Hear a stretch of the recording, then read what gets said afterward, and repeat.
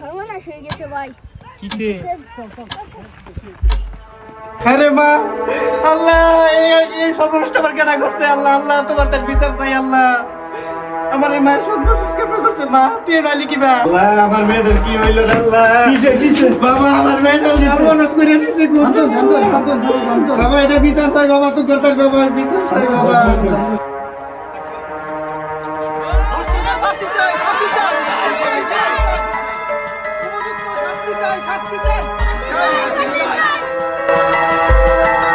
এমন সাজা দেওয়া দরকার জনসম্মুখে, যাতে পরবর্তী দর্শন করতে তার কলিজা কাঁপে। ফাঁসি চাই, ফাঁসি চাই, জনসম্মুখে ফাঁসি চাই, ফাঁসি চাই, জনসম্মুখে ফাঁসি চাই, ফাঁসি চাই। যে দর্শনের শিকার হয়েছে সে এবং তার পরিবার ছাড়া এই দর্শনের কি যন্ত্রণা এটা কেউ বুঝবে না। আমার মনে হয় আইনি পরিকল্পনা বাদ দিয়া যে দর্শনের শিকার হয়েছে তার পরিবারের হাতে তাদের তুলে দেওয়া উচিত।